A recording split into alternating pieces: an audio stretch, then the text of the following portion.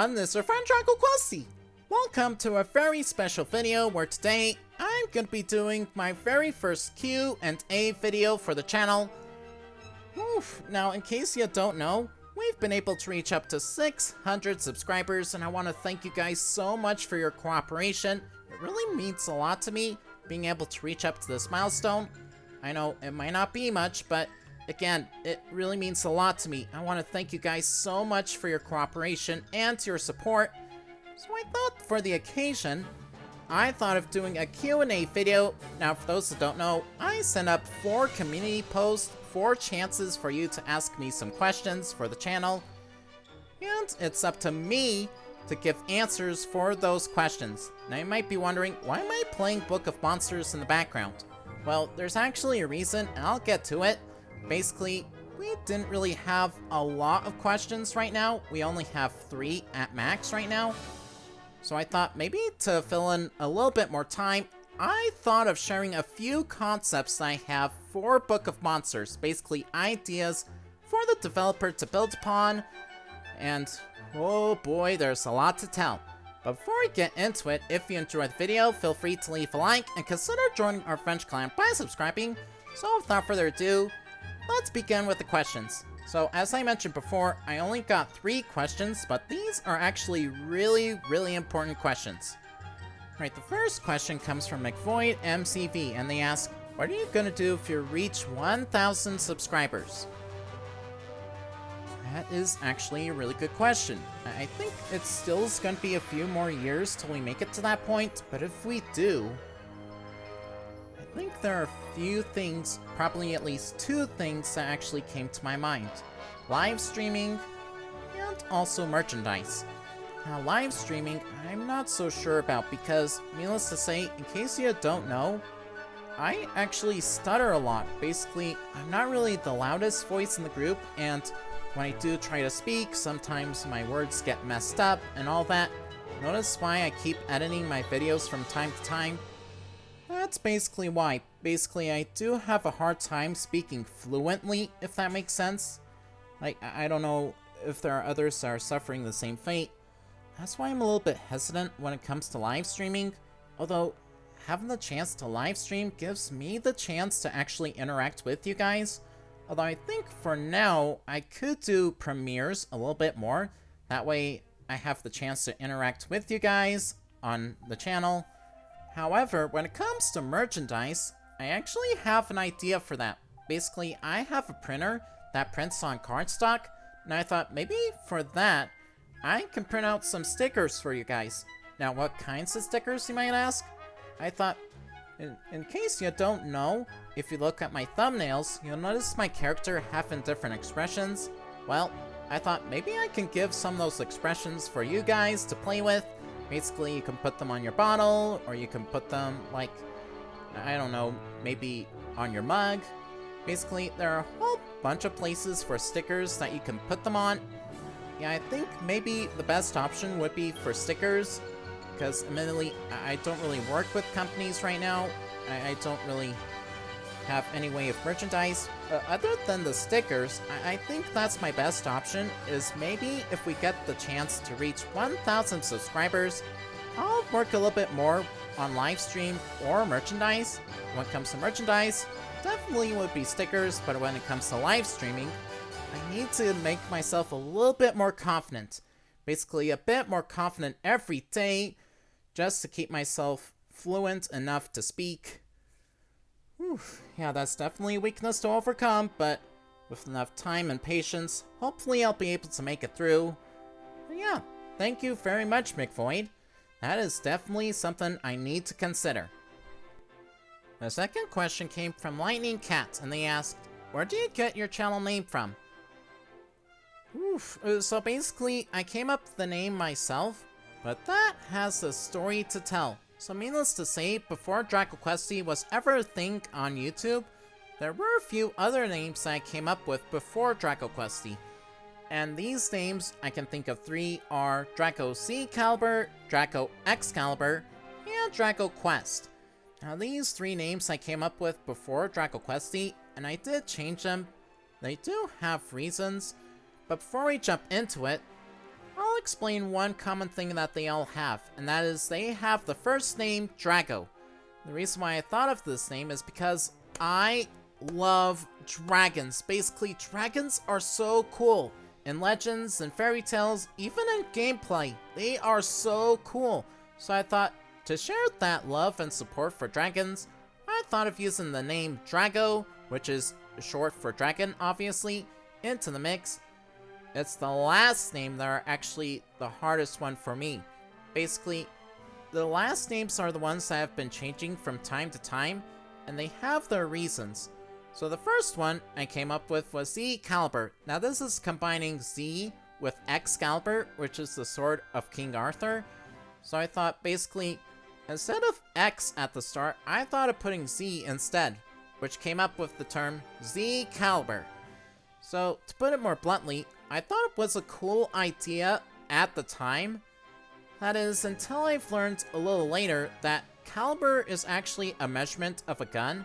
I don't know if it measures the length or the width of the barrel of the gun, but as you can tell straight off the bat, I'm just not an expert when it comes to guns, and I'm not really known when it comes to guns, so I thought maybe I should put down the name. Yeah, I know, it is a little bit discouraging, but basically because of that reason, I thought of changing my name a little bit. That leads to Draco Excalibur, which, as you may have remembered, it's the sword of King Arthur. Now, the name was cool at the time, but it just doesn't feel unique enough. Basically, that name does sound a little bit more like it just takes a few things from different franchises. It doesn't really pop out much to me a little bit later in life. And also, it doesn't really scream a lot of adventure, which is actually what I hope for in the channel. So I ended up with the term Drago Quest. Now, Drago Quest, and I know what you might be thinking, that almost sounds like Dragon Quest. Now, I will explain a little bit. I did not really think of the game back at the day. I was thinking maybe I can add Quest to scream a little bit more adventure. But again, just like Excalibur beforehand, Quest just doesn't really scream a little bit more personality. That is until I actually thought of an interesting addition, and that is adding Y in the mix. Adding Y on Quest, which created Questy. And I thought as well, since it actually ties a little bit more similar to my real name, which unfortunately I'm not going to say out loud because basically for protecting myself from any unknown dangers online, I came up with the term Questy, and I thought that is perfect. And that, my friends, is how I came up with the term Draco Questy. It's all basically something I made up. Whew, that is definitely a story to tell, I'm not gonna lie. The final question came from Samuel Fowler 2305, and he asked, I can't remember if you mentioned this in another video, but what are your long-term plans with Minecraft? I really enjoyed the Monday videos. Well, thanks, Samuel. Yeah, I enjoy them too. So needless to say, concerning Minecraft, I'm still working on my Minecraft adventures, and I was hoping to achieve some great things, like taking on the Ender Dragon, maybe facing off a few other bosses, also build some very big projects as well. Like, there are so much things I can do concerning Minecraft. I'm still working on Minecraft adventures. When it comes to long term, though, like, the Minecraft adventures is not everything with Minecraft. There's still much more that Minecraft has to offer, like hardcore mode, maybe other maps that you can buy on the store, and also some mods that you can play with as well. And also, that actually leads me to another idea that I had in mind. I was thinking of using the Wizard Tech, which is a program that Minecraft uses for users to actually create certain things for Minecraft. And I thought maybe I can use that program to create certain things. So needless to say, I was creating a few sketches for games in the past, like Lumion Legacy for the Soul Burst, and I'll show that to the link down below. And also some sketches that I came up with for Book of Monsters that I'll show later in this video. But I thought maybe I can create some sketches for Minecraft, and then use the program to bring those ideas to life. Oof, there is definitely a lot to take in. Like, the Minecraft Adventures is indeed fun, but that's not all that Minecraft has to offer. I really do want to try out Minecraft Hardcore when I have the chance, but I think that's going to be like another few years or so. Still is a long while away, but if you guys have any ideas as to what I can do in Minecraft, let me know down in the comments below. I would love to hear from you. But again, thank you very much, Samuel. And you too, McVoid, for your question. And you as well, Lightning Cat, for your question. These 3 questions are really good questions. They help me reflect a little bit on my past, as well as help me prepare for the future. This is definitely a lot to ponder, like concerning of what I need to do concerning of the next milestone, which is 700 subscribers at this case. If you actually have any other questions, let me know down in the comments below. Yeah, unfortunately, we don't really have any more questions other than those 3. So unfortunately, this will have to come to a close of our Q&A. However, I think it's a little bit too early to call it quits for the video. So for that, I thought of sharing a few ideas I had for Book of Monsters. And oh boy, do I have a story to tell you. So to keep things short, Book of Monsters had a whole plethora of monsters, but only 8 monsters. We have Minotaur, Llambabot, Castilocal, Doodleboard, Nittens, Insquidus, Meltzer, and Reptire. Now, don't get me wrong, these are really cool monsters. They each have an attack set of their own to determine the battle. But I think there could be more added in. And this gave me the impression of building 2 new monsters that the developer could use if they want to. One of them is actually inspired by something in the map itself, and the other is actually a creation I made myself.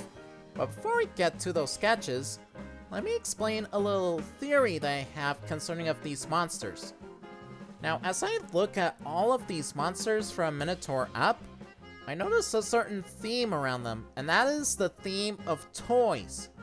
Yep, that's right, toys. Now, this is entirely theoretical, it's just my own opinion, you can judge me if you want, but as I look at these, I notice a certain aspect of a certain toy. So for the Minotaur, it's an action figure, Llambabot is an animal and a killer robot, Castilocal is a dollhouse and a killer robot as well, Doodleboard reminds me of the Doodleboard, obviously as the name implies, Nittens reminds me of a plush toy, Insquidus reminds me of a bathtub toy, Meltzer inspires me of a killer robot again, as well as ice cream, and Reptire inspires me of Hot Wheels, as well as a reptile. Oof, that is a lot for me to take in. Why is that important? Well, each of these monsters that I created is indeed based off of a certain toy.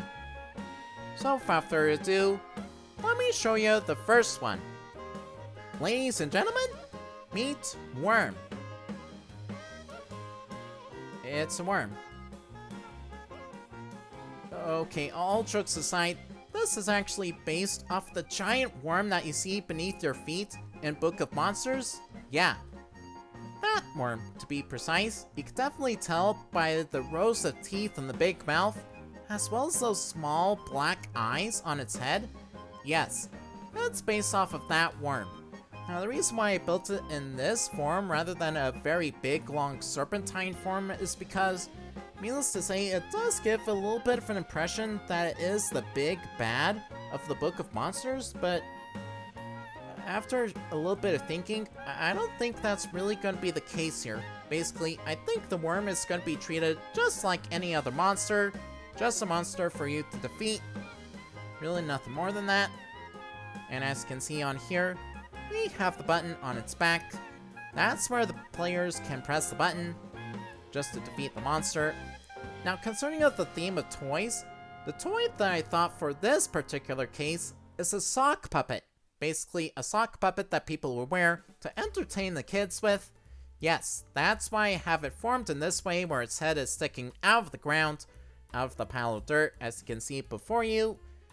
And also the head is leaning forward to give the impression of a hand actually taking action. Now, as you can see right here, it has its own set of moves. Every monster has 3 moves in their arsenal, which are the common move, the range move, and the special move. For me, that'll be the F key, that's the common move, range move's the R key, and the special move is the E key. So without further ado, let me explain each of the moves. The common move, as I inscribed F, is basically a simple bite move. The worm will launch forward, just biting down on their enemies. Really nothing more to explain there. Now the range move is an entirely different story. This has a little bit more meat into it. So to keep it more bluntly, every monster has a way to throw things at their opponents. The Minotaur has a jug of milk, Catsoloco has furniture, Llambot has their head, and so forth. And you use your mouse to aim as to where you throw it at. For the worm's case, it's basically a block of dirt. But I thought for this block of dirt, maybe once it lands, it will split apart into smaller bits of dirt, which then spread out to basically hit their opponents if the first shot missed. That's why you see a whole bunch of dirt splattered everywhere. That's why I drawn it in this particular format. That is the range type move for Worm. Now the special move is where things get a little bit interesting. In this form, the worm burrows itself into the ground, which then spouts out all sorts of dirt everywhere, almost like how the doodleboard would swing its arms around. It's basically the same thing, only this time it's basically launching dirt everywhere. That's the special move that I've given the worm. What are your thoughts on the worm? Do you like it? Do you hate it? Let me know down in the comments below. If there's any changes that you want to make on the worm, let me know down in the comments below. But yeah, that's the worm for you guys. But wait, there's one more monster that I want to show you guys. This one I actually came up with myself. Yeah, basically, this one took a little bit more thinking into, and yeah, looking at it, this is definitely something I'm really happy for. Basically, it's really good to see something that you came up with yourself. Definitely a lot of work has been put into this one. Ladies and gentlemen, meet Dinozilla. And as you can see, based on the name alone, this is based off of dinosaurs and kaijus like Godzilla. More especially the dino toys, the early dino toys to be exact, where the dinosaurs have a more upright position rather than horizontal position. Oof, this one's definitely a lot of work, not gonna lie, but that's what makes it even better. Now concerning of the attacks, the common attack has the claw and the tail. Now this one has a little bit of an explanation in itself. This is based off the moves found in Insquidus and Reptile. Now basically in short, Insquidus has the ability to slam the ground twice, while Reptile has the ability to slam at 2 different points on the ground, which are beneath the jaw, as well as on the tail. For this case, I thought of implying both of those into Dinozilla, where Dinozilla actually slams the ground first with its claws, and then afterwards, to get itself back upright, it will slam the ground with its tail. That's the common move. Now the range move, this is where things get a little bit juicy. So the range move, this will involve an atomic breath or a heat breath, whatever you want to call it, where basically it will shoot wherever your mouse is pointing at with a singular beam, a singular laser, straight at the course. And I thought maybe as well to make it more juicy, it will follow your cursor wherever you point it to. Basically, when you move your cursor, the laser will follow it for a certain amount of time. That is why I have the mouse cursor at the end, but again, this does take a little bit of time and effort. That's why I have a little bit of a question mark on the top. Definitely a lot of work. And finally, for the special move, this is where things get a little bit spicy. So normally, for all the monsters, they would attack where they're located on the map, except for the Minotaur. The Minotaur would run to the location, but I thought of doing something a little different for Dinozilla. So basically, like the Minotaur, Dinozilla will launch an attack depending on where it's facing on the monitor. And however, it's not really going to run over there. It will shoot a laser beam instead on that area the same distance as the Minotaur's running speed. And in that same spot, it will create an explosion similar to Meltzer, but a little bit more grander. Basically, that fits around the same dome of Meltzer. Basically, it will create an explosion that will definitely demolish buildings. Basically, all buildings will be destroyed and anyone caught in that crossfire will get hurt. That is the special move I have for this one. Oof, this one's definitely hard for me to explain, but again, I am proud of it. Like, really grateful that I came up with this idea. This is a really cool idea, and I really hope the developer will see this video and get some inspiration. Like, this is definitely a lot of work. But wait, let's say that the developer actually wants to add these monsters into the game. They need costumes for them, right? Yep, that would be right. And luckily, I've been able to come up with a few costumes for the monsters to wear. Up at the top, we have 3 costumes for Worm, and down at the bottom, we have 3 costumes for Dinozilla. Now up at the top, we have what is following an excavator, a snake, and finally, to show off that puppet inspiration I was talking about earlier, I created a puppet show puppet. Pretty cool, huh? And down below, we have the following. We have a T-Rex, a Baryonyx, and finally, a fossil. Definitely really cool. Definitely reminds me a little bit of Skeletor from Minotaur. Yes, really cool indeed. But again, this is a huge disclaimer warning. These are not guaranteed monsters. These are all fan-made. They're just for fun. But if the developer wants to add these monsters, they're more than welcome to. Again, this is their game after all. So I guess that'll be it for this episode and this special video concerning of our very first Q&A video. Woof, there's a lot to take in. And again, thank you guys so much for your support. It means so much to me. Like, getting this far is not an easy task, and I wouldn't have gone this far if it weren't for you guys. And again, thank you guys so much for your questions.